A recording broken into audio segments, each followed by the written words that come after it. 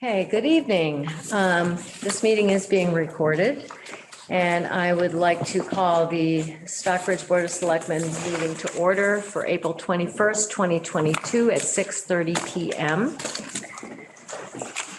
First item on our agenda tonight is a public hearing on to consider proposed change conditions of the Berkshire Botanical Garden annual entertainment license. So I move that we open the hearing to reconsider the conditions of the Berkshire Botanical Garden annual entertainment license. Do I have a second? Second. All those in favor? Hi, Patrick. Hi, Roxanne. Hi, Chuck. Righty. I'll be honest with you, Thaddeus is supposed to be here. Why don't you just come on up? He's on our spiel. But I You don't need know You what, can open, yeah, so, thank you. and you actually can sit if you'd like. We have a mic right there. Make yourself comfortable. Whatever you want to do. Sure. You want the PowerPoint up? Oh, great, yes, thank you. That'll take a minute. Introduce yourself, please. Yes, so I'm Dana Audia, and I am the Director of Events at the Berkshire Botanical Garden. And our Director, Thaddeus Thompson, I'm sure was held up, will be here momentarily, but I can certainly start with our presentation. You know, we were trying really hard to make this work. And in a nutshell, let me tell you about just a few things we're doing or have done to try to help, you know, and try to make this better. So we did a simulation here. I'm sorry. Okay, so now I won't have to do this off the cuff. And would you like me to leave? You want him to sit here? I'm not deciding this, Roxanne. Until they explain. So your timing's perfect. I was just, Okay, I'm sorry. no, it's okay. I was just saying. I have to go through the police station to get to the select board. Yeah. Oh, yes, I tried this door and Yeah. then that door and Yeah, so it's, I know I'm much more familiar. Should have been unlocked. It's not. The only one is this. The front's never it's the unlocked. corner, yeah. Yeah, the front is unlocked. At any rate, Okay. So here's our speaker, and Thaddeus, all I was saying was, you know, we've been really trying to come up with a way to make this work. Yeah. And one of those things is our first thing here with the decibel meters that we tested, just to kind of get an idea of really how loud it was. So that's just one of our many things, and that's what this PowerPoint Yeah. was. So with that, please. Okay, I feel a little low here. introduce yourself. for the Yes, okay. audience. So I'm Thaddeus Thompson, and I'm the interim executive director at Berkshire Botanical Garden. We met on, I think it was December 16th, first, very, very briefly. And it's been a pleasure since I've joined in September. So I'm coming up on 6 months, and it's been a wonderful whirlwind and great to be here. So since we met with you in December, we've done a lot of work, and we've, I think, made a good faith effort to devise an alternative plan that responds to the concerns that were raised by members of the public, neighbors, by your board, and which also we feel conforms to the entertainment license that you granted us in December. So what we've decided is that we're planning to move Music Monday to a new location across the street from where we were under the gazebo. And to move it to, so the opposite side of the street, the south side, to the structure we call to that structure that we call the schoolhouse. Okay. We typically use it for camp events and so forth. And it's a covered, sheltered, and semi-enclosed space.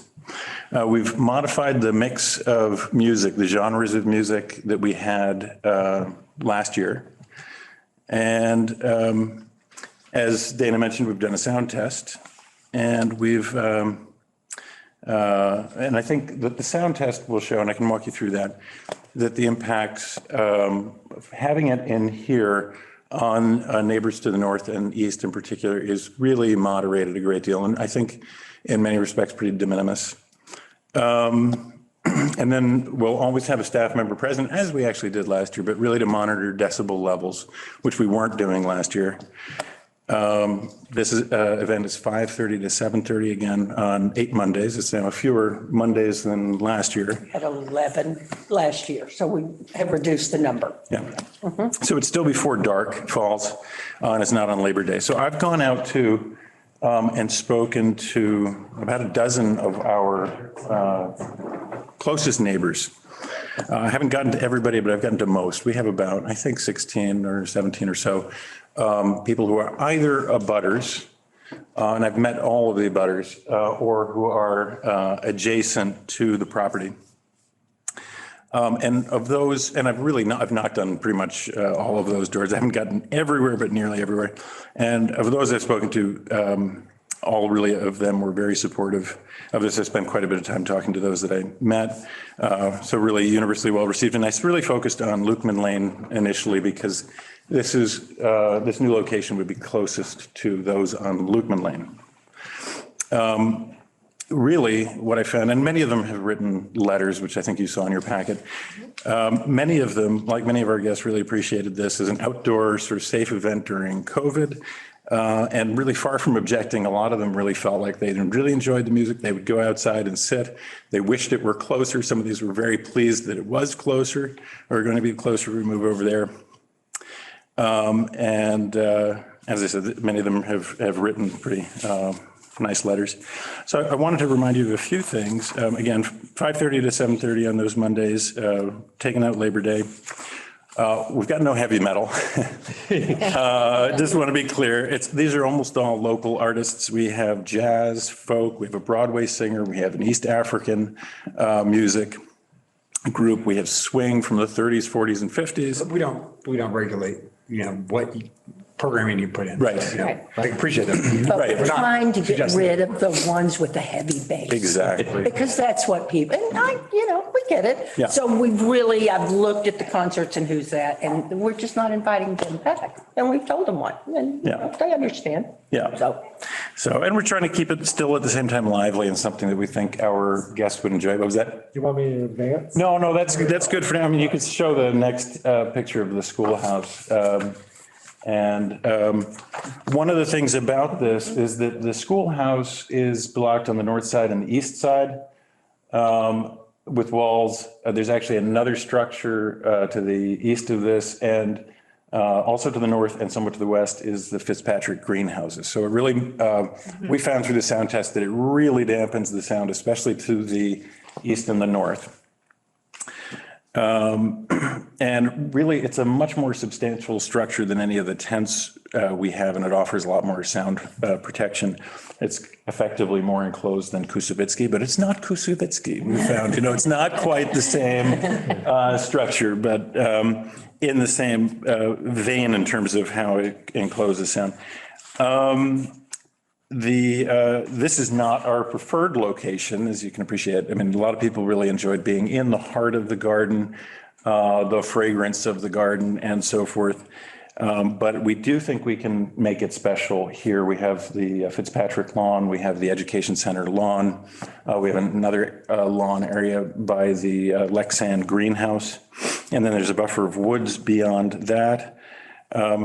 So we do think we can make it special. We've made some concessions, though, in bringing it over here, some fairly significant ones.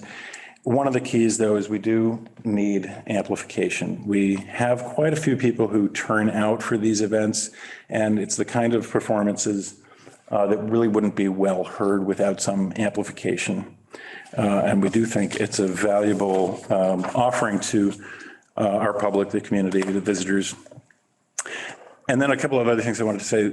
Music is really not new to the garden. It's not a novelty at BBG.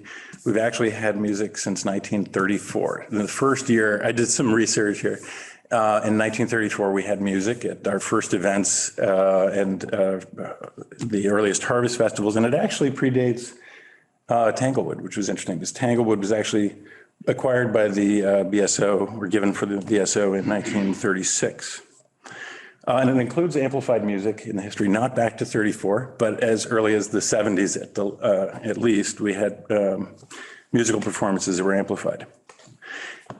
And really, gardens and music, just like gardens and art, have a long and intertwining history. I kind of come from that world of botanic gardens, and I would say that exhibits and performances at botanic gardens, like at any cultural organization, do evolve and change depending on the interests of audiences. And really, I don't think that's ever been more true than during COVID. We've really all had to adapt.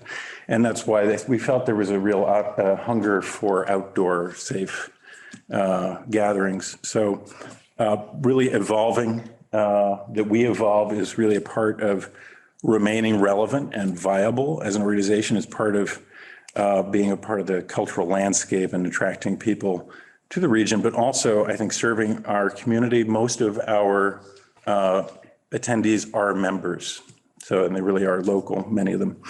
And it's the reason we offer music is like a lot of other organizations and businesses that do it periodically or regularly. Like I know Red Lion has them on the courtyard on occasion, amplified. It brings people out.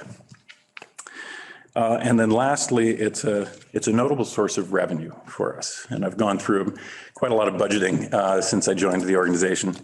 It's a part of our being financially sustainable, especially in this COVID and post-COVID era. Not having these concerts would really have a real impact. And as I was recently considering whether to hire somebody part-time or full-time, I can attest that that is the kind of difference that this makes. And these are local jobs that we hire for. So to fill it, we'd have to do something. We looked at a beer garden. We can't do that for reasons of our liquor license limits. We looked at movie nights, but we'd have to do those later when it's dark. And we've kind of wrestled with the fact that fewer public events mean more private events in order to sort of balance the budgets. We have buildings to maintain and people to hire and pay. The easiest way to fill those that kind of a gap, as Dana well knows, is weddings. But weddings are late and they're private, and we really do want to make the garden and share the garden with the public.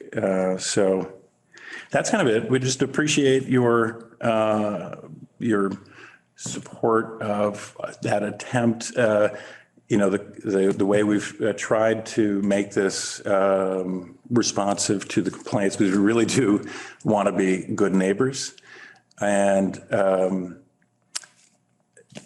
and then I hope you'd give us your blessing on this plan. So we put a lot into it. So as I said, I could walk you through anything you'd like, but certainly answer any questions you have. If you'd like, I think it would probably be helpful for the public on your aerial map Yep. to show where specifically Sure. the location is that you're proposing. Would be helpful if I go up there and point things out, or I did put the letters on, so I know, be you helpful. can refer to the letters and then, Yeah, Michael can move his cursor there. yeah. Can we blow it up a little bit, Mike? Yes. I can see it, and my eyes aren't as good as they used to be. My glasses. So point A is where the schoolhouse is, right in the center. Yeah. And Mike, if you moved your cursor, just for point of reference, I'll point to it here. It does that right here. This is where they used to be, or they Right. were last year, Yeah. and I guess the year before. Right. In this area is where the topiary gardens and the gazebo.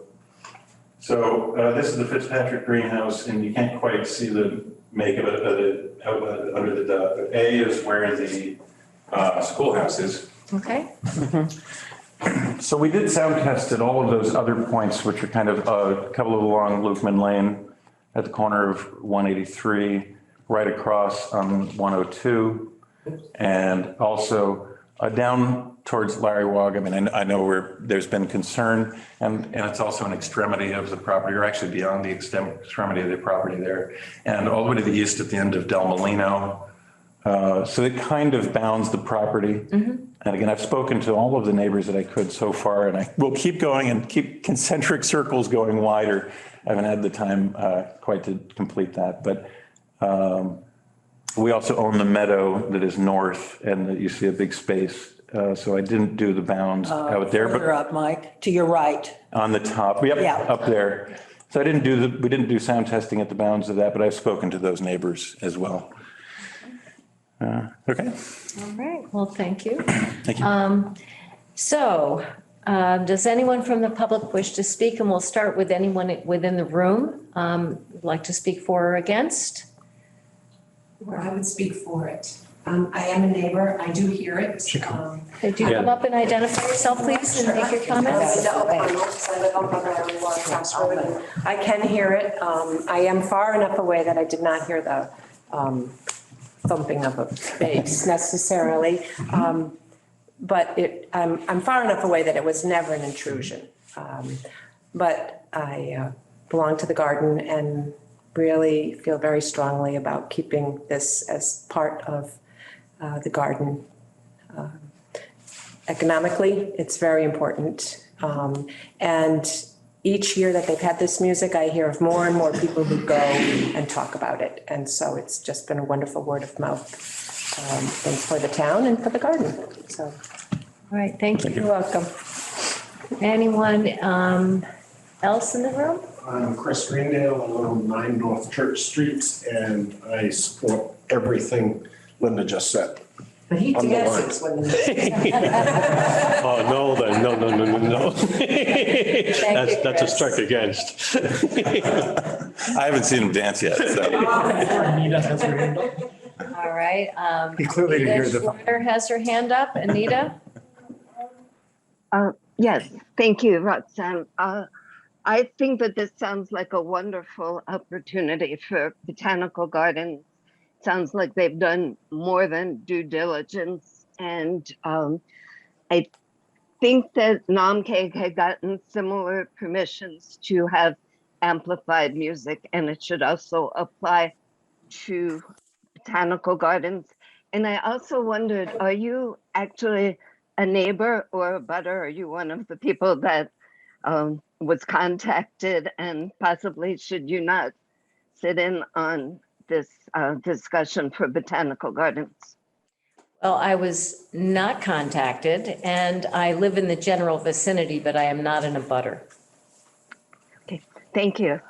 Thank you. I I'd be hope very that happy to you come give- by, Pardon me? but I'd be very happy to come by, and I just haven't gotten over there. I'm also a butter, feel free. No. I'm not, I'm far away. Any other hands up in the audience, Michael?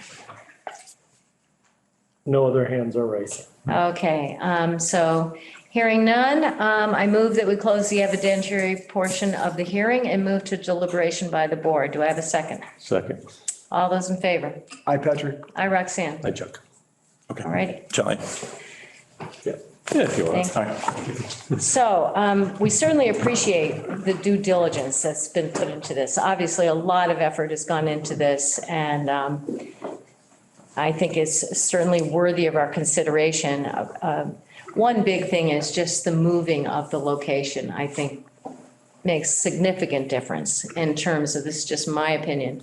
But you are buffered a great deal more in that location, in this new proposed location. So do you have any comments or questions? No, I think you did a good job. I think it's nice moving it. And I think, the way you're working it, as you work your way through the summer, any issues come up, we'll work them out. Thank you. That's the way to do it. I've said it to every neighbor that I've met with too. They have my number, and I'm very open. So, yeah, with that, I have no issues. My question is, do we care if they do 8 or 11 events? Well, they stated they're going to do 8. I understand, but they originally wanted to do 11 and They did 11 last year. So is this an issue? okay. No? Okay. Would we want to start any earlier? And we haven't. It would start on the 4th of July. And I don't know if we would have a crowd on the 4th of July, if it'd be a great crowd, or if people have holidays and Right, family yeah. stuff. Right. So I don't know, and because of that, that's why we thought, let's not take a chance, and this is a good way we can reduce one, and then we reduce two at the far end of the year. So, I mean, eight's fine, we don't, I mean, that's me, that's the boss. I'm very collaborative, but I guess I would ask the selectmen. Can they, If there would be any, if we saw, an interest in having, say, a concert towards the end of June before the 4th or the 4th, a value of that, would you have any objection to our adding up to a couple or to 11? Even though we don't have plans at the moment. I certainly don't. do we limit? I mean, we don't limit anything else, right? No, I mean, I don't have a specific issue with that. No, couldn't we? I don't either. Yeah. You know, Yeah. So, any other questions or comments? I mean, again, we really appreciate Yeah, this. this This is was, great. So- it was brought up before, when we heard this. And the suggestion was, find another location that might be more appropriate. And Right. clearly you've done that. You've done a very good job. We looked all around. Very much. so we're eliminating getting rid of the 8 and just having it open. Is that I correct? mean, you don't anticipate doing more than 11, do you? In terms of scheduling? It's not that many Mondays in the summer. Sunday through Monday. Sunday. It's nice to have flexibility, but we don't have plans to do. Yeah, it would be nice, just in case something came up or. Limited to Mondays. Well, what do you think? I'm good. Okay, you're good? You're good? Okay. I move that we approve these changes without any further conditions. Second. All those in favor? Hi, Patrick. Hi, Roxanne. Hi, Chuck. I might even come on to those. Thank you. I don't go out very often. Come to the concerts. We'd really love to have you there. So. All right. Thank you. And I know Michael has Renaissance music, so we can talk at some point. We should dress up too.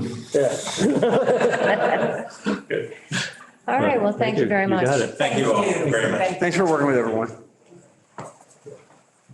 All right.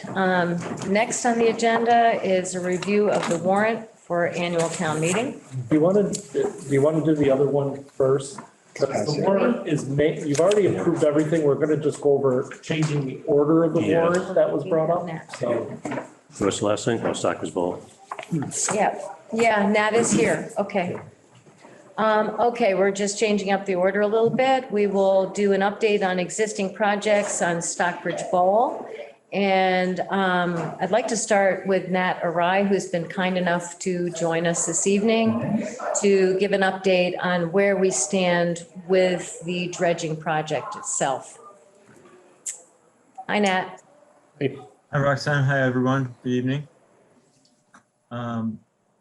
Thanks for having me. I did put together a quick slideshow just to help guide my thoughts and give you something to look at. So I'm gonna share my screen if I may. Okay. yeah, you should be able to.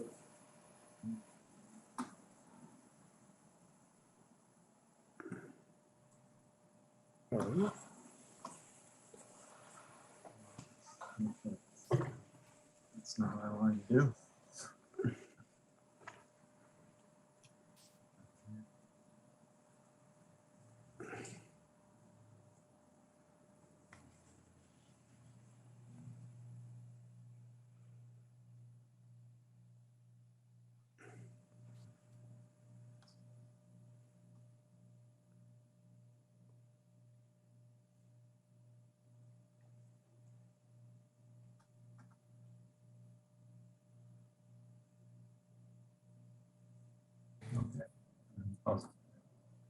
Are you seeing the Zoom panel?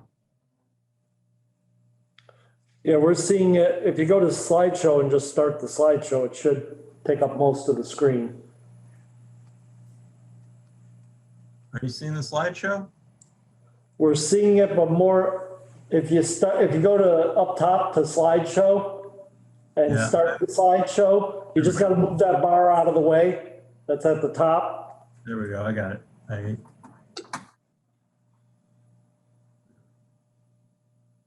Are you seeing that? Yep. We are, but you're still in the other display mode, not. Like I said, if you go to slideshow on the top and just go from the beginning, it should blow it up to cover most of the screen. Right. If you do that before he shares it? There There you go. You got it All now. Good. All right. Okay, so, yeah, just gonna give you a quick update.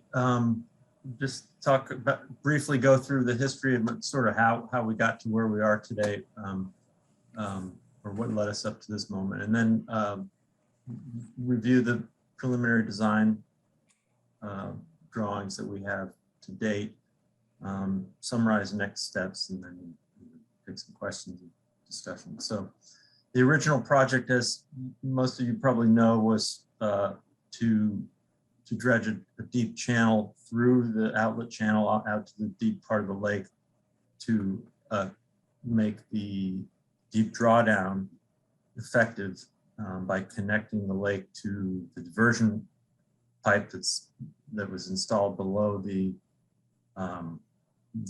gas pipelines near the dam. We got into design on that. We sent a review or a project. I just sent a letter to Natural Heritage, and they, as you know, had issues with because of the boreal Marstonia snail. So they ordered us to do a number of surveys and habitat assessments. And as we moved along, they became more and more skeptical, and they deemed that the habitat was extensive enough and that the impacts of the project as we were proposing it would be insurmountable in terms of being allowable, allow them to permit it. So Can I ask you a quick question on that? Because I wasn't involved back in when that sort of ruling was made. When the diversion drain or diversion pipe was permitted, was it just that their thinking was different, or because obviously, like, you know, they kind of at least implicitly told us, yeah, that's a great idea, go spend this $1 million, and then they basically pulled the rug from out from under us, right? I mean, like, you know. Yeah, well, first of all, unfair. we were not. It's a moot point at this juncture. Yeah, we weren't involved in that project. We were brought in after that, but my understanding is that they had said they communicated to you that this was, that you could go ahead with this, but it wouldn't guarantee that you would be able to do the deep drawdown, because they wanted to see more data on the snail, its habitat, and the impacts of the deep drawdown itself. So again, I wasn't there, so I can't really speak to what was actually said, but just looking at my recollection of looking through some of the correspondence of the day. Thank you. And Nat, I have a question. I'd just like to clarify the year in which you actually began this particular project. We started working for you in September of 2013. Okay, thank you. Yeah, and it was probably about 2015 or 16 that we finally got to the point where Natural Heritage said no deep drawdown. Okay, thank you. Yeah, you're welcome. So we had all the survey data that we had done for, you know, mapping out the habitat of the snail around the lake, where there was potential habitat and where there were actually was occupied habitat, where we actually found snails. So we talked to Natural Heritage about, can we do some come up with a limited dredging design that, you know, takes into account some of these areas, and also we're going to go back to the hydraulic dredging approach, because we weren't going to dredge deep down in through the channel to 7 feet of depth.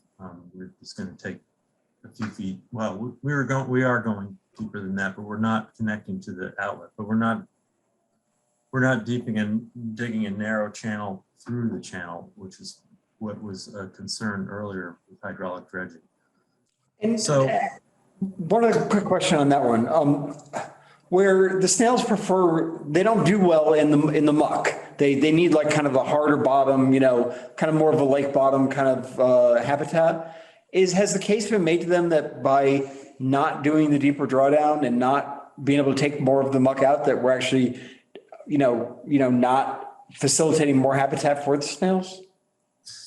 yeah, the case has been made, but I don't think it's conclusive, because they tend to hang out on the plants too. And so I believe that we had found them both on the kind of gravelly substrate that you just mentioned, but we also found them on, crawling up and down the plants, and wherever they were, whether they were in muck or going out of a gravelly substrate. So it's not as clear cut as that, is my recollection. I'm not a biologist, by the way. I'm an engineer, and we have biologists on board, and probably most of you know Tom Coote. He has been working with us on this as well. So I wanted to just go into what we then moved into was a new design, preliminary design, that we could work out with Natural Heritage and get their buy-in. So I want to just flip through those with you quickly. So this is kind of the overall program that we came up with, and I'll get into some details, some limited dredging in the channel, kind of 2 fingers that come out in the wide part of the channel around the island. This apparently is all pretty good habitat area here, and I'll show you that in a moment. So the overall plan is to dredge that area in the channel, a hydraulic dredge, and pump the material up to pads that are going to be constructed in the fields at Bullard Woods. And we'll use geotextile tubes to dewater the material and then bury it in place. That's the plan. We have to get all that designed and permitted. But that's the current approach we're taking. Because of the distance and the elevation of these fields above the lake, and the distance from the farther parts of the project where the dredge will be operating, there will be a need to have a booster pump on a float here, which it's just going to be part of the inconvenience of the project. There will be a pipeline floating on the lake. We'll probably have to come up with a boating plan, because we don't need to close the lake for this. I think we need to just create safe areas for people to boat. And then, in addition to the channel, there will be some dredging at the town beach, some dredging at the Lily Brook Inlet there, where there's been some sedimentation. And then we're also, I'll get to it in a moment, but I think the town is considering adding some area in the Beechwood neighborhood. So this is an illustration of the different habitat areas. Pretty much the whole littoral area around the lake is either potential or occupied habitat. So these crosshatched areas are occupied habitat in the channel area, and then this sort of diagonally hatched area is occupied habitat in the lake basin, and then these dotted stippled areas are just potential habitat. And then so everywhere in gray here is what we're proposing to dredge in this channel, and here at the beach and over here. There's a little zoom in on the channel dredging. And essentially they asked us to, in the potential habitat areas, they limited us to dredging to a certain depth and to a certain width across the channel. And then in the occupied areas, it was much more restricted, a much more narrow channel. So this is really going to provide some boating access, improved boating access in and out of the channel to the lake. And then Nat, I have a quick question. So the dredging also extends down to the cove area at the very end of the channel, by the correct? dam, yeah, this area here, which we didn't find was suitable habitat. It's cut off by the Botanical pipeline, so it's kind of isolated here. And the snails, we didn't find any suitable habitat. We didn't find any snails down here. Natural Heritage seemed to be okay with us proposing dredging in this area. And how many, at the current rate of silt coming in, how many years before effectively whatever you plan to take out is back in the lake? Is it 10? Is it 50? Is it? That's a very good question. I mean, the pipelines were installed in the 1950s, my understanding. So. We're not going down as deep as the silt that's come in since then anymore. Yeah, we're not taking it all out. So, you know, I don't know if, I know that there was a watershed study done. I don't know if it actually generated a sort of a loading rate into the lake from all the sources of sedimentation. That was a study funded by the state done by Interfluve, I think.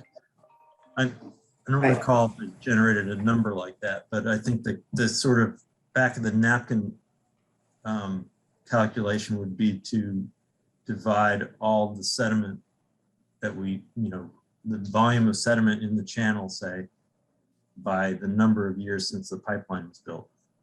Right. Right. That would give you a loading rate, and then you could apply that. I just think if it's 50 versus 5, it's kind of relevant based on the price tag. Well, and we can look at the interface study, yeah. Yeah, I mean, I think you know, the heavy, you know, when you see a heavy sedimentation on a pond or a lake, usually it's a delta that forms at the inlet of a river or stream. So, for instance, over here at where Lily Brook comes in, it's noticeably shallow. There's vegetation growing here. It's different than what you find here in the channel. Mm-hmm. A lot of the material that we found here was dieback material. You know, years and years of vegetation. What kind of material? Had grown and then died back every year. So there's okay, right. layers of organic material. Mm-hmm. And then underneath that was some natural lacustrine deposits from the glacial period. We found these marl soils, which are basically decayed shells. Wow. Any dinosaurs? No. We didn't find any dinosaurs, but it's likely there may be some down there. But yeah, so that was pretty interesting. So, you know, not all of this is anthropomorphic deposition or, you know, caused by the pipeline crossing and the dam, the construction of the dam. Some of it's natural. My understanding is the rock throat here in the channel was probably the original dam, the natural dam of the bowl before the dam was built down here. Yeah. So the other, this came up sort of in the 11th hour last year, that the folks in the Beechwood area asked if we could look at dredging their beach area. So all we've done is put eyes on it, standing here, looking at it, but, so we don't really have a quantity. The person who was advocating for this was estimating so many feet out from the shoreline and so many feet along the shoreline, which works out to about an acre of area. But we need to do some more investigation to determine that. These are sections through those channel dredging areas where in the potential habitat area, we can go a little bit wider in the shoreline. And so we go out, and then close to the shore, we can dredge to about 2 feet of depth, and then we can drop down at an angle of 5 to 1, horizontal or vertical, and then dredge to 7 feet below the normal water surface across there. And then in the occupied habitat areas, it's much narrower. They want us to just stick to a narrow channel that has maximum width of 24 feet on the bottom and slopes up at a 4 to 1 ratio and is no more than 7 feet deep as well. So, and then, so the town beach, this is a small area of sedimentation that, or it's mostly the sand and runoff that's come off the hill. It's just pushed everything into the lake. This does not necessarily have to be done by hydraulic dredging. It may be easier for the town to put a turbidity curtain in here and get a long reach excavator and just dig it out and dewater it on the beach and then haul it away. But we'll address that later. These are some cross sections through the beach area just to show what the dredging would look like. This is the gray area of dredging. The top of the graph is the normal water surface. So, we'd be restoring the beach to, 4 feet of depth, 5 feet of depth in some places. And then similarly in Lily Brook, it's dredging some limited area outside to reduce, the vegetation and accumulation, the sandbar that's happening there. And then, so just looking at Bullard Woods, this is very conceptual. We just kind of roughed out these areas in the 2 open fields that would have to be level pads in the lengthwise direction of the tubes. They're kind of like big fabric sausages. They lay about 36 feet wide. And then as they fill up, they kind of narrow up a little bit. So they're probably about 30 feet wide. And they just stack them shoulder to shoulder and pump into them. They bring a pipe manifold into them, and they can turn flow on and off into any one of the tubes. And we'll need a sump for them to drain to, and then a pipe that would probably just be laid overground, run it through the woods and through the fields back down to the lake. So similarly with this lower field, and we need some area for equipment staging. And then presumably access would come in through the Boston Symphony's access road down to the property. Again, there's a lot of design work that needs to go into this, and then we need to do some bathymetric and sediment survey mapping at the Beechwood beach area, if that's going to be added to the program.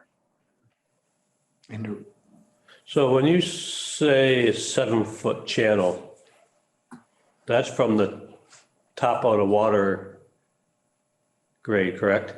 Correct. Yeah. So how much are you really dredging out? Well, it varies.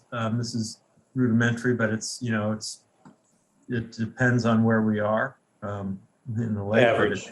Yeah, probably an average of 3 to 4 feet. Okay. And we're talking about trying to permit Beechwood and the town beach and the causeway potentially, but depending on the cost, we may just try to have the permit in place, but do some of that later, or are we trying to do everything at once now? I mean, I'm not advocating for one or the other, I'm just trying to I understand. would recommend that you include everything you want to dredge and get it permitted. And then, once we get final design done, which I'll get to, we do a final probable construction cost estimate, and then you can kind of select what you want to do. Maybe you're going to do this in phases, or there's a lot of sediment there. I think the dredging of the channel is going to be tricky because it's narrow, and the dredge operates in a particular way that is going to make it a little bit slower. Than just dredging out in an open lake. But it's certainly doable. So I think, this is probably not going to be the kind of project that you knock out in a year. And especially when you add moving the dredge to the other areas of the lake to do those other parts of the lake. So this, you can probably phase the project into a couple of years. Well, it seems to me that when we've discussed this in the past, that it was basically a one-season project. So how early in the season would they be able to start dredging, assuming it was permitted? Would it be able to be fairly early spring?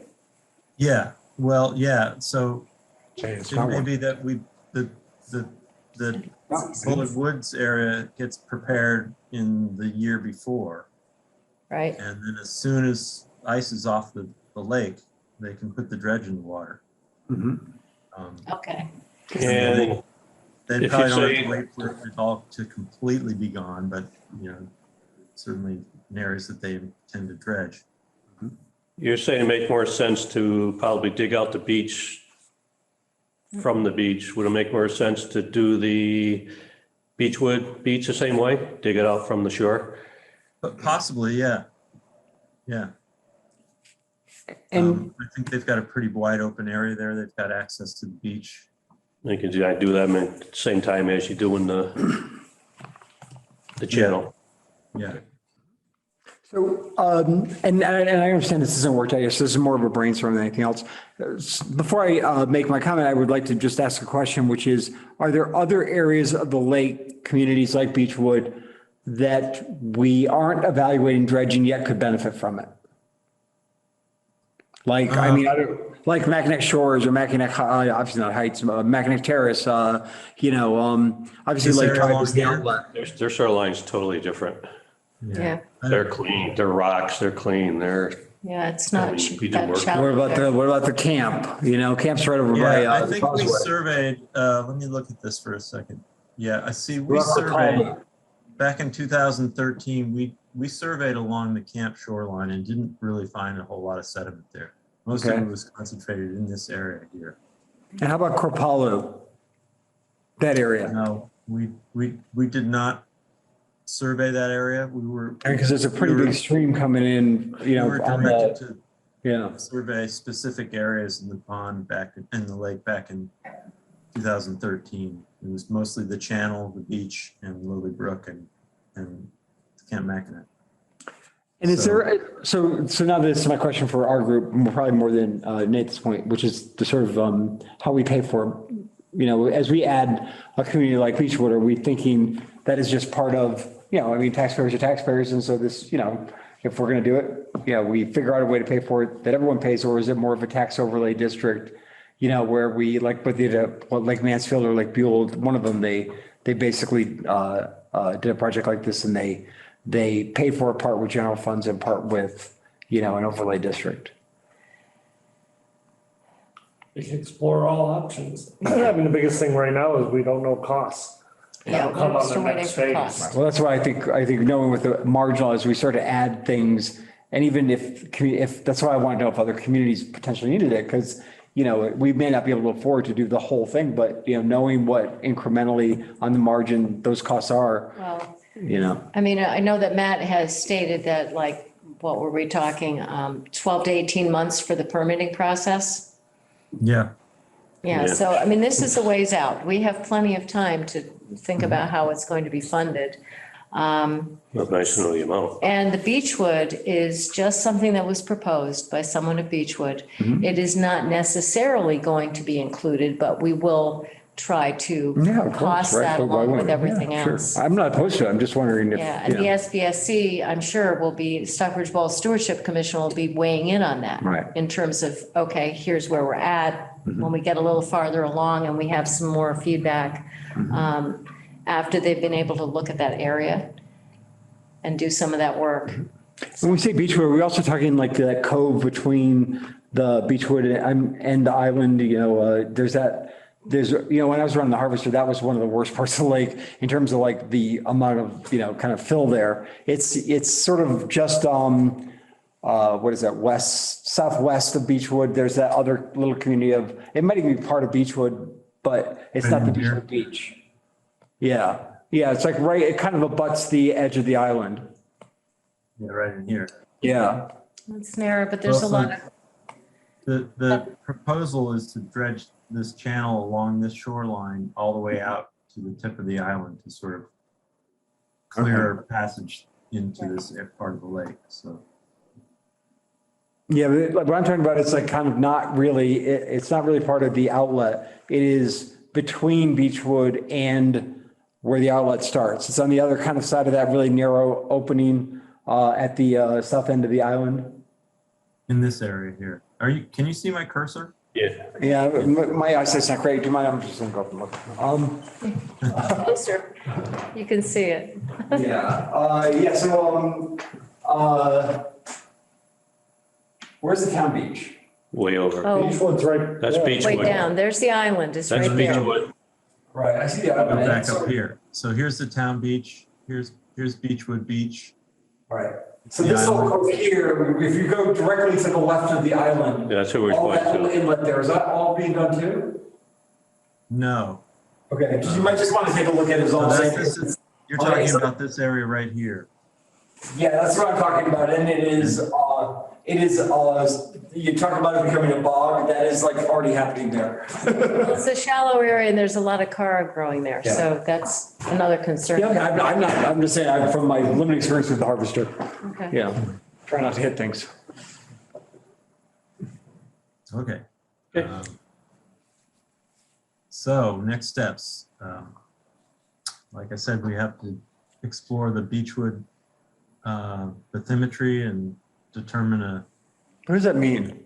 Bathymetry is mapping of underwater surface. So basically the mapping. I knew that, I was asking for the topography crowd. of the lake bottom. So for instance, these contour lines here at the beach Right. are the contours of the existing bottom. And we propose, these are the proposed contours, which are the hard bottom. So yeah, we have to go out and survey that. We have to get a boat, go out there and take soundings and then probe through the sediment. And then we can generate a map of all that. We can get two surfaces that indicate the top and bottom of the sediment, and then we can generate a volume based on that. Mm-hmm. And then also the Bullard Woods design, there's a lot of grading that needs to go in there. That area, probably before we go to final design, may need to be surveyed so we can really get dial in detailed design. And have we actually got permission from the SBA formally to store it at Bullard Woods? Like, I mean, Yes. actually in writing, like permission? Whether we're not. Pat Kennelly is out here in the audience. Pat, do you have an answer for that? Is she here still? She's there. Hi, Pat. I'm here, I'm unmuting myself. Not to my knowledge, did we do a formal letter or anything? It's always been assumed.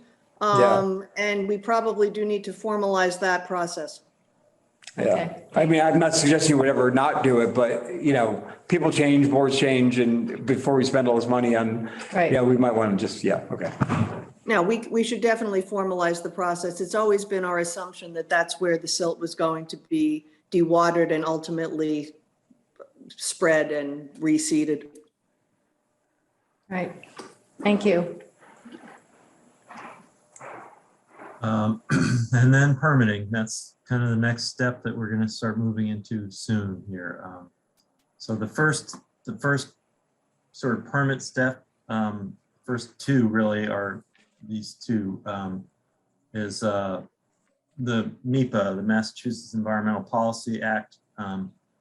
We need state permits. We're gonna be needing to get a permit from DEP for a section 401 water quality certification. So as soon as you have one state action and you trigger thresholds, and we're over 10 acres of impact to land under water bodies and other wetlands. So that triggers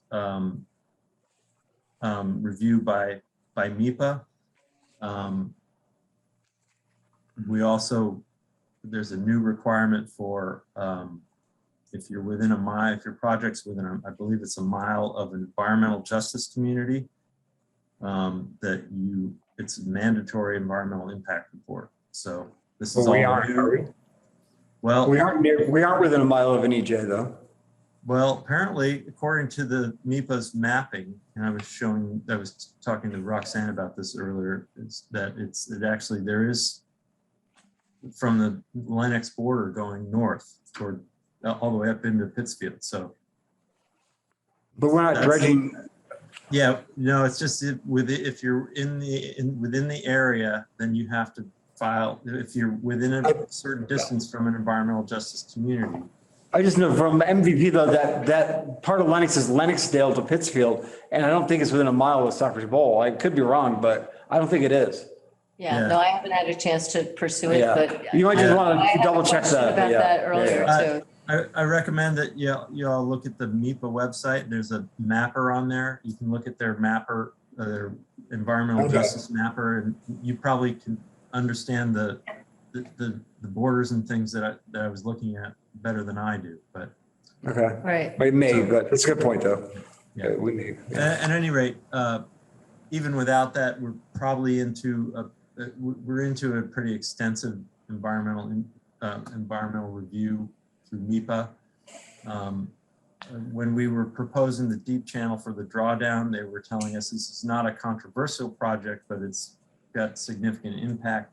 So you're looking at an expanded environmental notification form asking for a waiver from an EIR so that you can do which is called an SEIR, I forget what the S stands for, but essentially a shortened version so that it expedites the review a little bit. So the full EIR tends to be for more controversial projects like, a shopping mall in the middle of a neighborhood, something like that. And before we actually file the MEPA document, we have to file a project review with Natural Heritage, which we've never done anything official with them. We've had dozens of meetings with them to sort of, get their buy-in on what we're trying to do. So we're pretty close to being ready to submit a project review and have them give us their blessing that would be documented in the MEPA review process.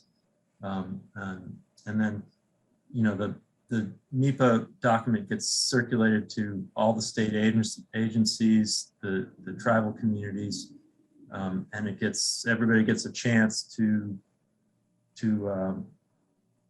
ask questions and express concerns, make comments. And then the secretary of EEA takes all that in, writes a letter and says, okay, we know you have to get a permit for this, a permit for this, and a permit for this. These people have concerns about this. Your project should address this, this, and this. So And then once we get through that, we start in on the actual permit applications, which we would be going for with natural heritage is a MESA permit, a conservation management permit. And then we'd also be applying, like I said, a section 401 water quality certification, which is the dredge permit. And then this is a little uncertain, but chapter 91 waterways permit, DEP has been sort of requiring this of projects. We've never had one required for a dredging project yet. So we have to sort of do some outreach with them and say, what do you think? The dock one? Yeah. And then, of course, the Stockbridge Conservation Commission will file a notice of intent and get an order of conditions. And then for this sort of the land, this is mostly for the land disturbance of Bullard Woods, meaning over an acre, you have to we have to prepare a stormwater pollution prevention plan that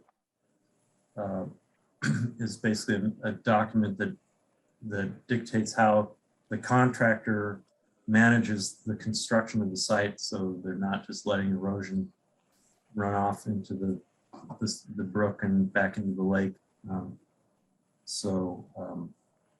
And then you file a notice of intent, which is basically just an electronic notification to EPA that you're starting your project, and away we go. So, and then so once all the permitting's done, or we're really close to permitting, seeing the end of the tunnel in permitting, then we go into final design. Usually don't like to start this too early because you can get conditions from the regulators that may change, how you do things, or may change some of the scope of the project. So, and then we'll prepare construction documents, specifications, bid forms, things like that, and we'll, there's the public bidding process, and then construction. So that's kind of where we're at now. GZA is under contract to take you through the permitting phase. So we won't know the cost of this project until pretty much to the end. Yeah, we have a rough idea. We're in a couple $1 million right now. What does that mean? I heard a bigger number. How much is a couple? Like over 2 million. I didn't pull out the estimate for this discussion, but it's I believe, Roxanne, I don't know if you remember, but Yeah, I know. we're like 2.5 million, 2.2. That's what it was. I thought it doubled. I thought we were up at the 4.5. No, that was the other plan where they had the multiple sites, was much more. Oh, well, this is much better So than that. that's why we went with this kind of an option. So, yeah, but what we don't have is the estimate for the Bullard Woods site preparation. So that's the one piece we don't have any idea. And obviously, any costing has to be updated. So roughly. So it's looking before. But it's fairly recent. This as of what, 3.5 last million. fall, last December or so, I think that 2.2, 2.1 or 2.2 was kind of what you came up with, and that was Right. late in the year last year, I think. I think it'll be close to Yes. Right, by the time we. three. Close to Yeah. 3.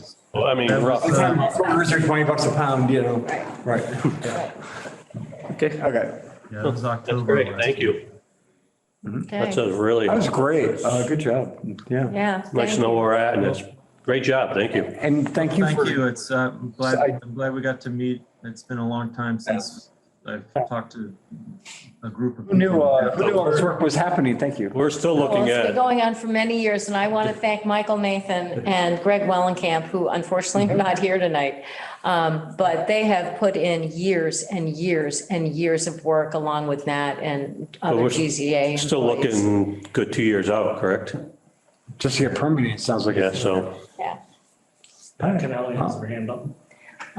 Pat, did you have a question? I did, I'm not sure I understood correctly about once the project begins, can it be accomplished in one season, or did I hear him say it could take 2 years or, that's the I did hear clarification. To dredge 54,000 yards, I think it can be done. It's going to be tight, and it's it depends on how quickly they can get in the water and start dredging. And there are obstacles that come up, literally obstacles that get jammed in the dredge. So there's periods where they're stopping and starting. There's debris, there's logs, things they encounter that they have to stop and dig out of the pump and then continue. So it's and that's it's not just the Stockbridge Bowl. This happens on all kinds of Absolutely. lakes and There's ponds. automobiles down there. It's not just like twigs and logs. Right. And if I might ask just one more, The if I hope, could ask Pat, one would be that other it would get done in a year. I'm sorry, go ahead. When you talked about, I understand the booster pump in the middle of the lake to get the up to Bullard Woods.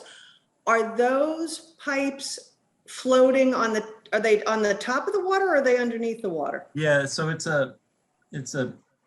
usually a 10-inch, what I've seen is 10-inch diameter, high density polyethylene pipe that they bring in a load of these sections of pipe on a tractor trailer bed, and they have a fusing machine. They fuse it together and they feed it out across the lake, and it does float once it's even once it's full of water and sediment. It might sink just below the water, but they can also anchor it down and make it so that it's out of the way and won't get hit by boats. I've seen boats drive right over it without incident. So, I mean, they just kind of push it down in the water and go over it. The wall of the pipe is probably close to 1 inch thick, so it's pretty substantial pipe. Yeah, So they can move it wherever they need to. They'll move it one way or another. They can hang floats off of it so people see where it is. I don't know if Massachusetts requires this, but in a project we did in Connecticut, the state required a boating safety plan.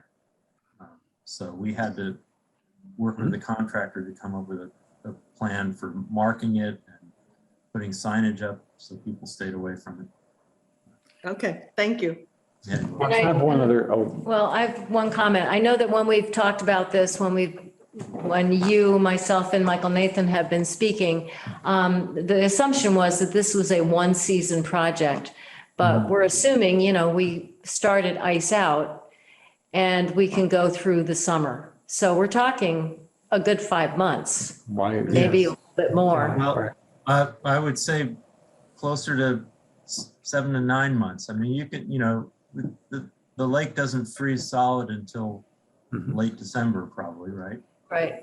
Well, and then the other question that I would have about that is, so is it feasible to think, to look at the possibility of, can you be doing hydraulic dredging in the channel and then have another unit that's actually handling those other areas, which are significantly smaller?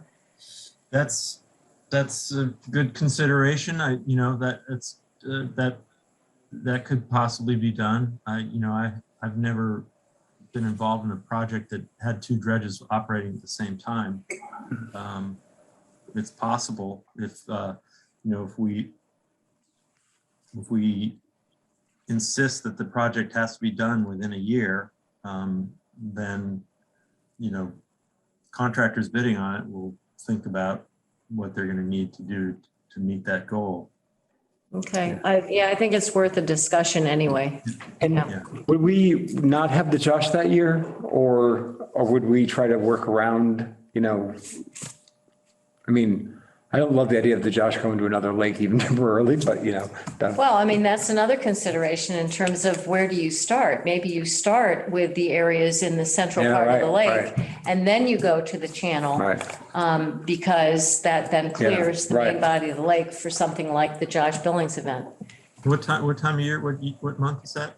That's September, second week in September. Right? I wouldn't worry about the Josh. Yeah. I know, but Compared it's, That's on a weekend, right? Yes.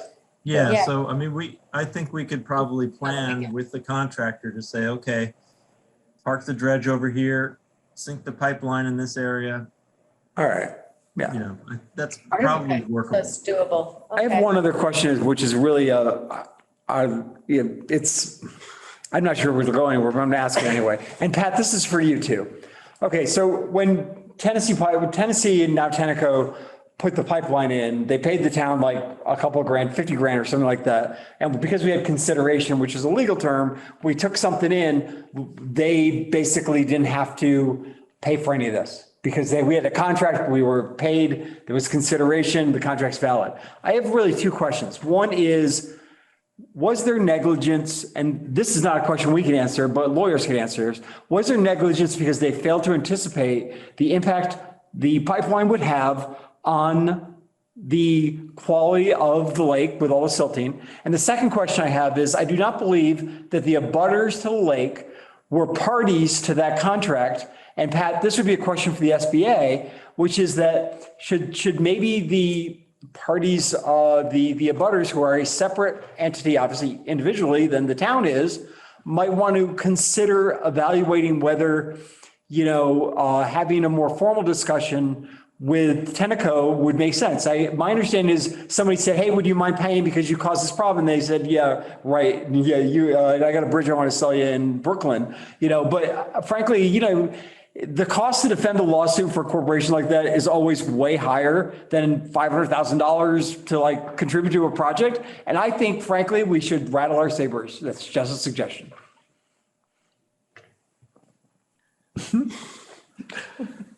I am not going to comment on that, Patrick. Not this time, no. Think about it. All right. Do we have any other questions from the public for Nat about his presentation? No, their hands are up. Okay. Thank you. Hearing none. Thank you very much, Nat. Thank you, good to Excellent see you job. all. Thank you. See you again soon. Yep, take care. All right, you as well. Thank you. Okay, now we also this evening have Pat Kennelly with us, the president of the SBA, and Pat has a couple of comments, I believe, to make in terms of updates on existing projects or upcoming projects. Yeah, thanks, Roxanne, I do. At our last board meeting, Roxanne did a presentation for us about the water chestnuts and the plan to, if not eradicate them, at least almost eradicate them and then keep a watchful eye on them. And I'm delighted to say that the Stockbridge Bowl Association voted unanimously to split the cost of that project with the town, to partner with the town to get this done as soon as possible, because water chestnuts are a very nasty invasive, and when they take hold, it could just literally carpet the outlet and then move into the lake. So this is something that our board has approved, and we will move as quickly as possible. The ball unfortunately now is back in Roxanne's court in terms of getting bids and all of that, but we are delighted to be able to partner with the town this is just the kind of thing we need to be doing going forward to protect the lake, especially from invasives. So I was very pleased about that.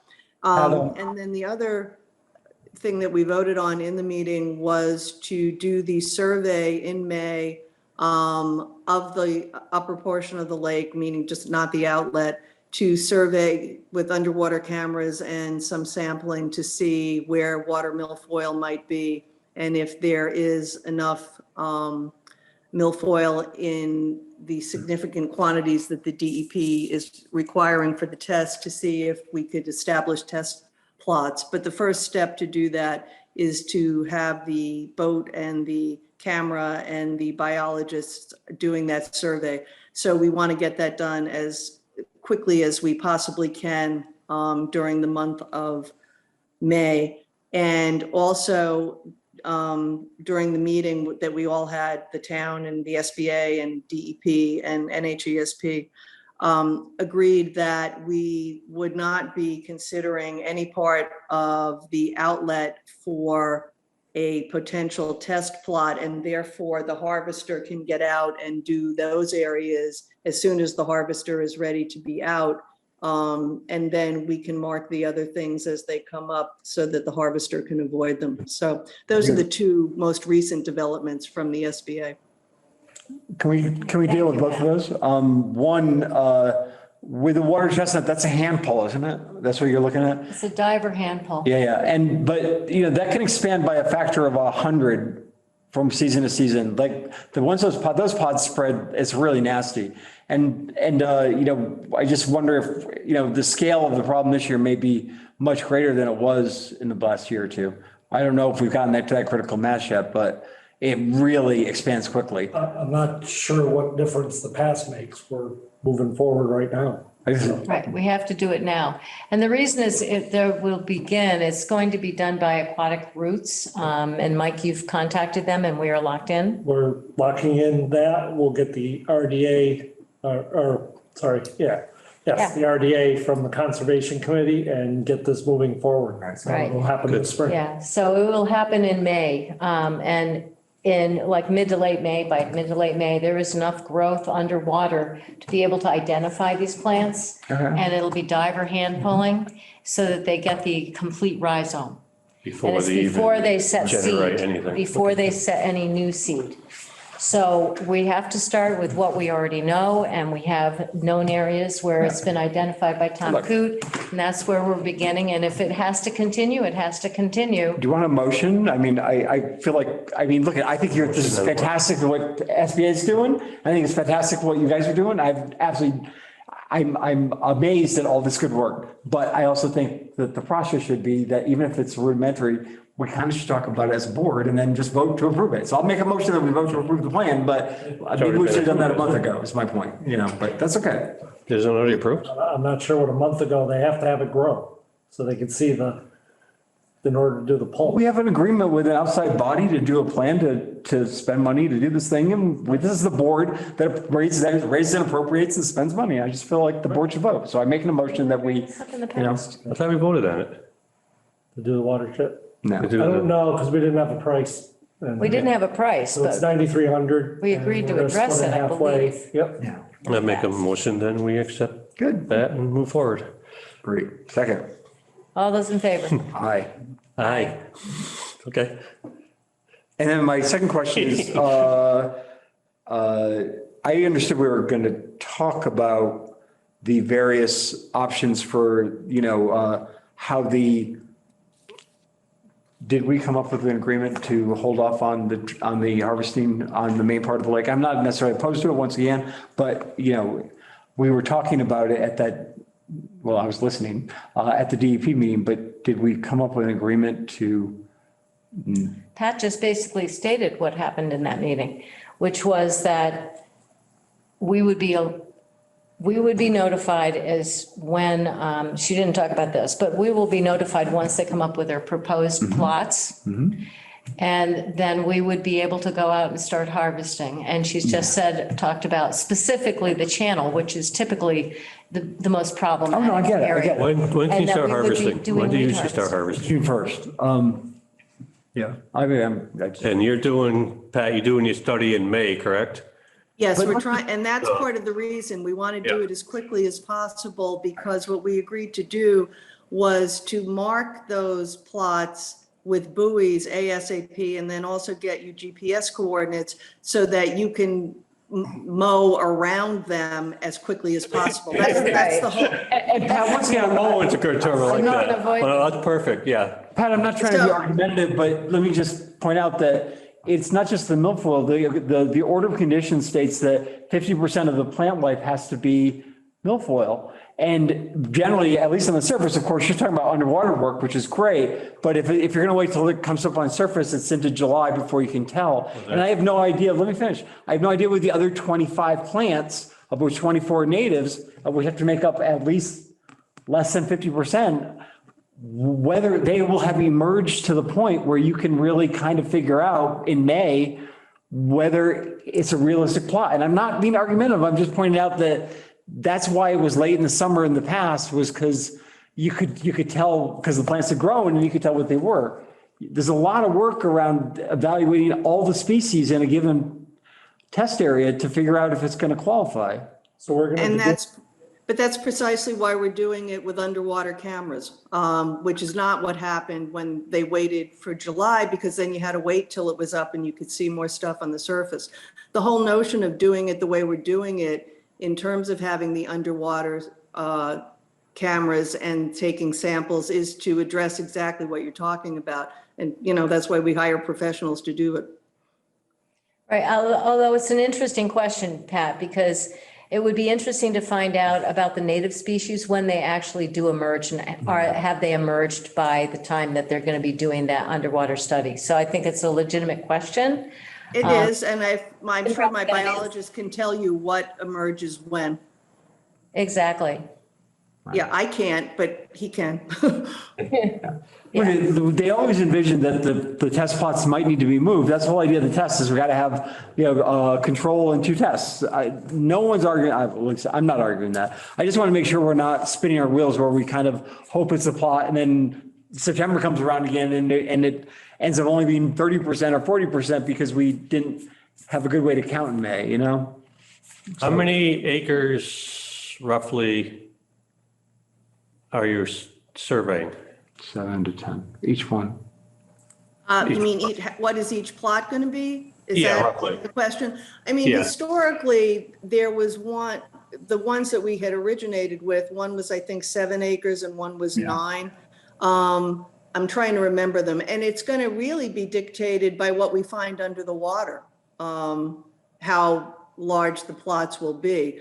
And again, Patrick, I understand what you're saying, but that's the SBA's risk to take and that's why we're doing this in May, because we don't want to get to the end of this and say that it doesn't meet the criteria. I mean, that's the whole goal of this. But your biologist divers aren't the same as the UMass divers that have to do Basically, the the plots are confirmation. roughly the same size Yeah, as they were. how big is the lake? How many acres? You remember? Well, the total zone is, it's 370, but. I think it's 300. I've seen different quotes, 375, 377, 379, Most of that's somewhere in outside that the littoral ballpark. zone. The places we're surveying is only where plants grow, and most of the lake, plants don't grow too deep. So it's like 7,500 acres around the edge that we're looking at. But the thing is that, and once again, this is the crazy test that I've been saying is crazy, and not because of you guys, but because of the way now that things are shifting. But these UMass divers have to come in much later in the season,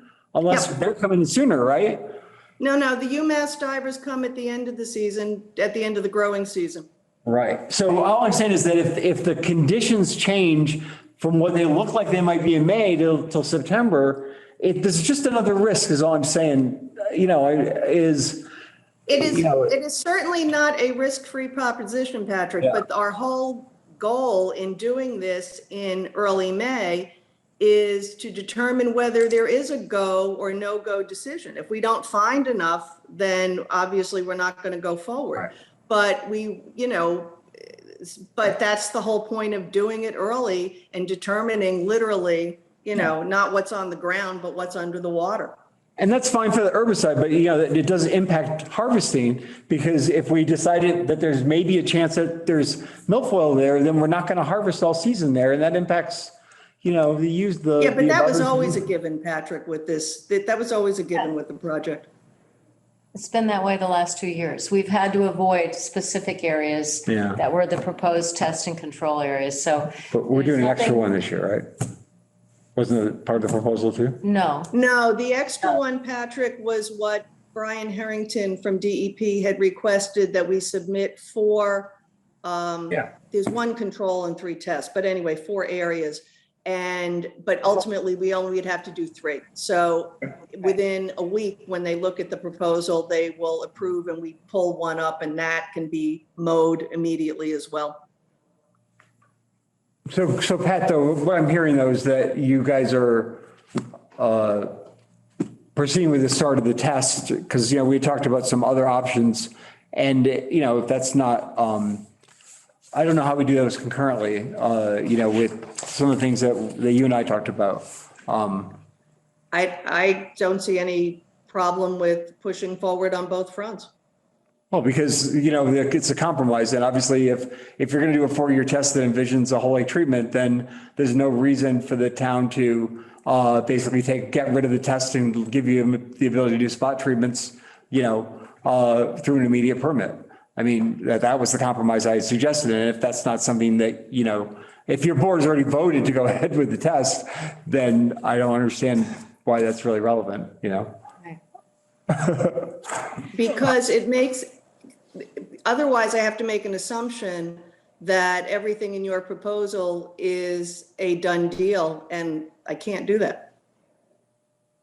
Okay, but it's not a done deal. It's just, The board hasn't discussed this at this point. Yes, and that's the other issue that's really germane, is the SBA board hasn't discussed it.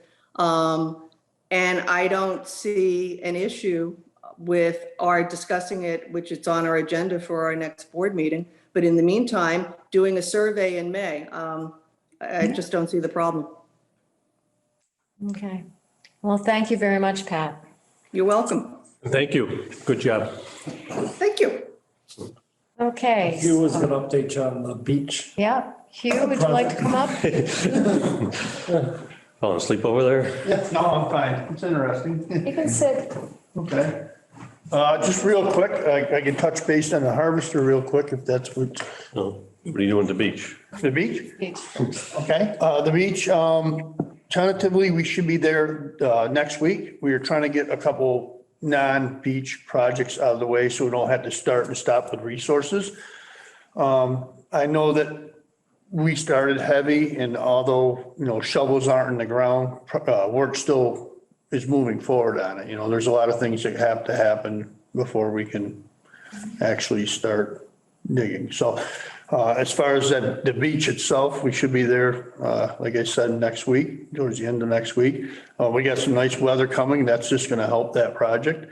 And I think that once we have a few good days there with a full crew, then I can pull a couple of guys off to do some other things and move forward with that. So, and the roof, is that something you want to? The roof real quick, it was back on the 8th. I got involved, or asked to be involved in trying to get the roof estimates going. I reached out then. It's very hard to get anybody to call you back. A couple of people did call me back, and they're saying it's going to be into the fall before they could even do this project, which I think the timeline works because the money won't be available till after town warrant anyway. So, and that will move that out of the, midsummer use of the beach. So that would, that timeline works. So, Timeline works. We get a price yet? no, actually not. I mean, it's getting somebody to look at it, We should wait until the fall because it makes more sense. but- Yeah, but it's just actually getting people that want to come out and look at it, they're just, everybody's so busy. It stays our recommendation that we stay at the 25,000. We know it's a little bit of overkill. Yeah. But No, we'd that's rather fine. have the money to do the project than try to whittle it down and then come up short, especially if we get into rot in the sidewalls or something, we get into it. So. Yeah, I think like Mike just said, it's all the other things that go, the roof, is just the one part of the projects, everything, removing the skylights, filling the skylights, repairing the hole that the skylights were in. There's a lot more involved than just the roof, then we're going to have to light the inside of it. So, I don't think that mark is going to be too far off. No, it's not. This one's curious. There's a lot involved. Price is going to be, it's one of those things where Who knows? it's interesting to see what comes in that. Yep. We also anticipate that the other project, like the ramp going, the kayak launch and the rest, because money won't be technically, we won't be able to begin the projects till after July 1st. More than likely the roof, the Phragmite treatment there and getting permits and all that done. Most likely all this is happening after Labor Day. So the main swim season will still happen, everything, and then those projects would be fall projects. Okay. And I know that there's a lot of projects in Stockbridge that have been spoken of and been speaking of. And I think the biggest thing is to ask people to be patient, and I think when the dust finally settles, Stockbridge is going to be even a better place to be. So I think the main thing. Thank you, Hugh. That's Anything with town doesn't take overnight, takes over It years. doesn't, you know, I'm learning that rapidly. So. Yeah, it's a whole different species and you get into politic end of it. Yep, sure is. Thank you, Hugh. Yep. Keep up the good work, you. Tell your crew thanks. So do we have any questions or comments from the public at this point? All right, hearing none. So let me, hold on. Oh, Anita? Hold on a second here. I requested this get be put on the agenda so we could talk about sort of this compromise idea I had that I really couldn't go over the board with the board any other way. And we just did this whole dog and pony show and this isn't even going to be discussed? What discussed? Exactly. Oh, what? I mean, I'm kind of amazed that this is, okay. You asked for an agenda item of Stockbridge Bowl. I haven't gotten anything more specific than that, and I just. Michael said he gave it to you. I just heard you say. Michael just said he gave it to you. I just heard you say to Pat that if they've decided to go ahead with the stem count, that this.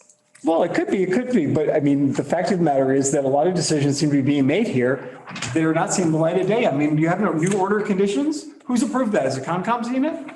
You know, you've got like, have the lawyers kind of signed off on it? There's What no. new order There's no new. Are we not going with Purcell Accord? That requires a new order conditions. No. An update. Pat, are you still here?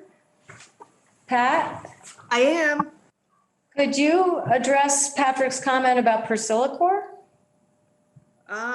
Yeah, tell me, what exactly what was it? What It was just the comment? requires a change to the order conditions, unlike the test plots, according to Brian Harrington. That's what he said. Yeah, I'm not saying it's a bad thing, but we have boards who have permitting supervision of these sorts of things. I mean, I don't know. I mean, are these, I'm a little confused as to what decisions are made and what decisions aren't made. And I just am a little bit frustrated because we spent some time talking about some ideas that seem now to not going to ever get the light of day, which is fine. That's fine. I'm not sure what the Persilicor question is. Are we switching the herbicide? Okay. Are you well, first switching the of all, herbicide? No, I mean, first of all, Natural Heritage is looking at it right now, but they haven't made any decisions about it. So right now, we would continue with what is in the order, which is Floridone. Now, if DEP says that it's really just an amendment that is being filed to the order, I don't know how that actually goes. If we have to go through a whole rigmarole, then we will stick with Floridone. But also NHESP is still evaluating Persilicor. So we're waiting to see how that plays out, but we're not changing the order of conditions. Okay. Okay, thank you, Pat. You're welcome. Anita has her hand up. And Anita, you had a question or a comment? Yes, thank you, Roxanne. I mean, I appreciate this discussion about dredging and what's taking place, and I'm glad that Pat Kennel is on. I live on the outlet of the Ball and have been a part of this since 2010 when the 3D project began. And I'm just wondering how many years the Stockbridge Bowl Association plans to continue these test plots, and hopefully we can move forward with the dredging next year. And I don't know how that fits in if they're planning on still using herbicide. I know that I'd like to hear the vote of the membership of the Stockbridge Bowl Association with regard to using herbicide. And I also wonder whether the Stockbridge Bowl Association is going to honor its commitment that was made in 2013 to pay for the dredging, or how much they have in funds. I had heard $1.5 million to contribute towards the dredging. So those are a few of my questions. Thank you for letting me ask them. Okay, well, Pat, I think those are questions that you can answer. Yeah, I certainly can. I mean, the Stockbridge Bowl Association has always been and still is committed to the dredging. And yes, Anita, we have those funds that are from the capital campaign that are dedicated to dredging. Unfortunately, Nat was right. We had to use some of those funds for a diversion drain that then we were not allowed to use for a drawdown. But, and that was the original 3D, but the remaining funds that we have are certainly there for the dredging, and we fully support the dredging. Pat, when the diversion drain was completed in what, 2013? I'm trying to remember if it was 12 or 13. At that point, we had a permit for a 5-foot drawdown. It was after the diversion drain was completed that the permit for the 5-foot drawdown was withdrawn. Okay. And the Patrick, dredging, yes, can I say it was 2012 to 13 because we live like 50 yards from where the diversion pipe is, and it was loud, but it's there and it does nothing. So I would like to know how much of the contributions to that capital fund were actually used for lawyers' fees to sue the town through all these proceedings rather than saving it for the dredging project where it's supposed to be used. Pat? I'm sorry, I ended up muting and unmuting myself. Anita, I will have to come back to you with a figure, but also whether it was taken out of what funds, operating costs or capital funds. Right. And Anita, it's pretty much established when I was attended the last SBA meeting that basically we need to review. We do have monies in town accounts, and we do have to like review the funds that we have in the town coffers, as well as do, you know, an accurate accounting of what the SBA has that they would be contributing to dredging. There's a little bit of confusion in terms of CPC funds that were requested by the SBA and where are those funds sitting, and we don't want to double count. So we will be going through that process of trying to nail down exactly where and exactly how much monies are going to be available at this point in time. and the dredging is still a couple years out. Won't be Why? It sounded like if we got the permits going, it would be possible 18 months next year. 12 to Am I 18 months dreaming? just for the permitting. That's for But the we're permitting. not there yet either for the permitting, Right. so we got There's- a ways to Okay, get so- to the permitting. There's some potential for 2024. How about the That's- harvester? Has that been repaired? Pardon me? Has the harvester been repaired? If we're going to really need that this summer. We will have harvesting, whether it's the big one or the small one, is still waiting on a couple parts that have been delayed. And we hope to have, just operate the small one, but if not, we'll have the large one ready to go. Yeah, we will, Thank you. we anticipate harvesting. So do we. Thank you. Any other questions at this point? Okay, hearing none. We can move on to our final agenda item, which is reviewing the warrant for the annual town meeting. So the warrant is in front of you. I will throw it up on the screen so that people can follow along.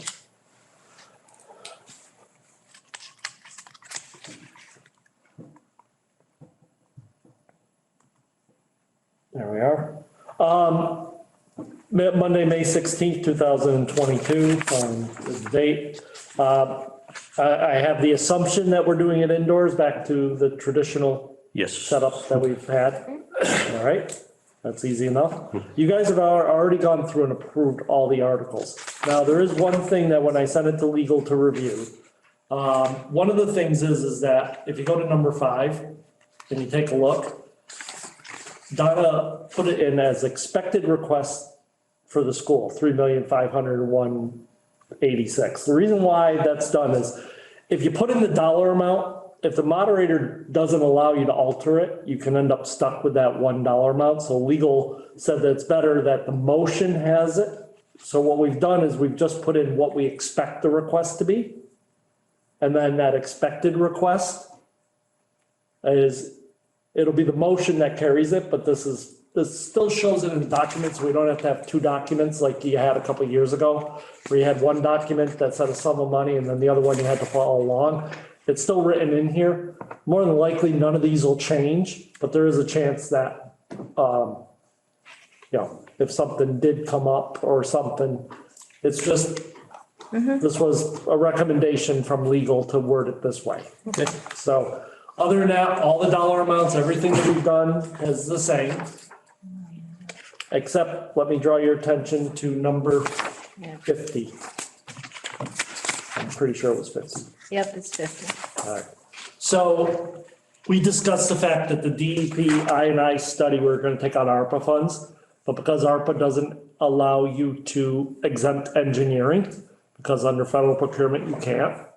Therefore, the Water and Sewer Commission, I met Tuesday with them, and they asked that it come out of the sewer surplus. So all it is a change. It would restore that money into ARPA, so we then have that money in ARPA to use for other activities. This would put it on the warrant through the sewer surplus. So we can get that study going instead of waiting on it, so. But to spend the sewer surplus, it has to be approved at town meeting. Yeah. Yeah. Finance committee approved this Wednesday night. I had their meeting. They went through everything and approved everything. They approved this one contingent on you guys agreeing to place it. Because obviously it's the decision of the select board to place this article. So the only thing is, if you're fine with number 50, is that we move ahead and place it on. The other thing, if you remember, you were asked at the last finance committee meeting, and it was brought up again last night, is the reordering of articles. Oh, yes, definitely. Right. How would you like me to approach that? Do we want to put the larger ones forward? Do you want certain petition articles forward? If you give me an idea of how to do it, I can put together a draft one for the next meeting. we And then we decide- can finalize it at the next meeting. Or are there some in particular you want to see at the front of the I agenda? want anything that we might consider controversial or to have spirited debate at the beginning. Because people might have babysitters, or they might not be able to stay out late, or they might have Right. issues with their health, and they can't stay for 5 hours. Right. So I would rather see anything that people were gonna want to weigh in on first. Right. I just put it together the way you've historically put it together, your CPC first. I'm not saying I want that, I'm saying I want it this way. Right. So if And maybe there, by dollar amount, like right. heavy hitters up front. I mean, I You would have the definitely, ones like, I would assume all the larger free cash ones up front. Are we thinking that the CPC ones can go toward the Way at back the end, for yeah. the Yeah. most part? With the we'll start with the largest ones of CPC and go to the smallest ones for the end of the meeting. How's that? Yeah. All right, so I can reorder them that way. I like to lump. The $4 million borrowing option, you want that right after the front? Controversial, but you can put it at the top, I mean, All right. it's fine. Petition articles, we have two of them. We have It should be at one the top. that's a local one. We have one that is one from a committee that's trying to change the state seal. Typically, you put petition articles at the back, I would put them at the end. then Wait, that's, say again? I'll keep them at the end. I don't want the petition article on the mandate to be at the end. I think there's reasonable disagreements on it, and that as many people should participate in that as possible. it's the board's decision on how you guys would like to do this. I also think we should have, Well, I mean, maybe we, like we talked about, taking some of these bigger, the massive requests. Right, bigger those are requests, easy. I'm putting moving those larger towards the number front. ones forward. And then the local petition article could be at the end of that, and then the state petition article could be at the end, because who cares? We're not that concerned about that one. All right.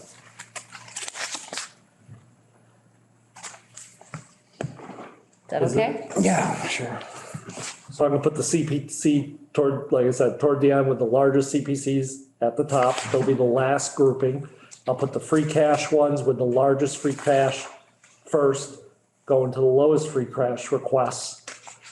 Obviously, the first six are sort of set. You gotta do those first couple, and then the operating budget, the school budgets. Yeah. And I'll follow that with the real large articles. And So Mass Wildlife was here today, do you know that? I'm asking Michael. Mass Wildlife was at Campusa today, doing an evaluation, and they would like to get the stewardship, the Campusa stewardship effort underway as soon as possible, and they would like that to be the top focus of the whole Campusa effort. And they're taking a direct interest in the beaver solutions that are downstream, the beaver issues. And I think they're going to remediate those. And there's now a whole question about whether some planning with Mass Wildlife needs to happen before we actually do the hydrology study. So I'm just letting you know that that question of the hydrology study may be put off a year. We may do that, we may not do that, but we need to have a conversation with Mass Wildlife. All right. And they were in town today on Route 7 looking at those issues. So you spoke to them or? No, Allison did. Allison did? All right. So are they going to be contacting? I Yeah. don't know. I just talked to her. She called me at 6 o'clock tonight. I said, I got to go to a meeting. That's why I was late. All right. Allison, who? Allison Dixon, HBA. She was helping us write it. Yeah. Okay. No, she's great about that stuff and Yeah. it's just well, I should say surprising, but it's not that the state comes in and does and doesn't bother. Yeah. You know, if they want Oh, something I wasn't, like I that. got Yeah. you. I didn't know if you knew it. I just learned it at 6 It's like, o'clock. it's just disappointing if they were here, why Yeah, they exactly. shoot down and say, hey, we have a concern. We have ideas on how to manage this beautiful resource. We reached out to them with these Right. beaver concerns and don't seem to get anything back, and here they are in town and They were actually evaluating the beaver issues. Oh. Oh, we got to deal with this. We'll do it right away. we've been asking you to look at it. So, all right. So that one is just maybe not one we had, I'll maybe try something to do it, but maybe for a year from now. I'll try to figure out who I can reach out. I'll look at Mass Wildlife. Well, she knows who was here. She talked about, I think. All right, I'll shoot her an email and ask her if she knows. She's doing Green Age training tomorrow, so it has to be after 4. Yeah, the only one I know that's there, Nick Wildman, I worked with on taking down a dam from Mass Wildlife. I don't know if he's still with them. But I'll see who I can reach out to, but yeah, it would have been, like I said, would have been nice to just have. I know. If Allison didn't, she probably ended up just seeing them on the side of the road or? I don't know, because she Yeah. was doing training till 4, maybe she was driving home or something. Yeah. All right. So what I will do is, based on your recommendations here, I will reorder it. We'll put it on the agenda for the next meeting, and then we'll have to finalize it. I'll work on this tomorrow, get it to you guys by Monday, and you guys can take a look. And Thursday, we'll finalize the warrant, order next Thursday. So, sound good? I think I understand what you guys want. All Okay, right? all right. Thank you. And we should approve that one article to add, Yes. because you didn't vote on number 50. No, we did So- not yet. So I move that. Can I read it? Sure. Article 50 is to see if the town will vote to transfer and appropriate a sum of money from sewer available surplus for the purpose of funding the DEP and INI study survey, or to take any other action in relation thereto. Expected request $99,200. So I move that we accept Article 50 and also the other changes suggested by town council, i.e. the expected request amounts. Second. All those in favor? What does the last part mean? The way it's worded. The way all of these have been worded based on Donna's advice about stating expected request and then the dollar amount Okay. that Michael talked about in the beginning. Okay. So we have a motion, it's been seconded. All those in favor? Aye. Aye. Aye. Okay. So, any other questions or comments from the public at this point? I have a question. This is Shelby Marshall. I'm using Karen's computer, so don't want to confuse anybody. Okay, hi Shelby, go ahead. The Agricultural and Forestry Commission had requested that a bylaw change be put on the warrant to change our makeup from 3 voting members and a couple of alternates to 5 voting members. And I didn't see that on there, and I was wondering what's the status. We don't have that, do we? No. Okay, No, that fell through the cracks. Thank you. yeah, thank you for reminding us. Can you take care of that tomorrow, Mike? I can take care of that tomorrow. It doesn't have to go to finance because it's a non-financial one. Exactly, So it's just a select board decision. right. So what is this issue with Concom is they can't legally have alternates? They have to be full members? That was a Kate Fletcher thing, I think, that she got at some one of her sessions that she went to. Maybe, I don't know, but you know, now that we have some openings, are we gonna announce, we have Concom openings, we also have what we're gonna do with the swap shop. Are we gonna announce any of those openings? We will in the next meeting. Okay. Do we have a resignation We do not have a resignation yet From, Walker. from Jay Concom. he gave it to Ron. We don't have it. It has to come to us. I've seen a copy of it. We haven't gotten it. Well, you may have seen a copy of it, but we haven't. You haven't officially got it. We haven't So gotten the it. chairman of officially. the board should now submit it to the select board to ask for. Well, I'm neither the chairman of either board, so, you know, I'm just saying that he got it. I don't know why, what the process should be. I'm just saying, you know.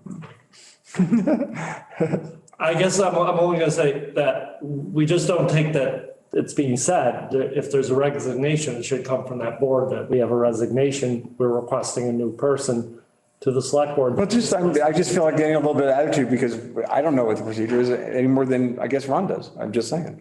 I don't know. I'll talk to Ron. All right, good. Okay, any other questions or comments? No. All right, hearing none, I move that we adjourn. Okay. All those in favor? Aye. Aye. Thank you, everyone.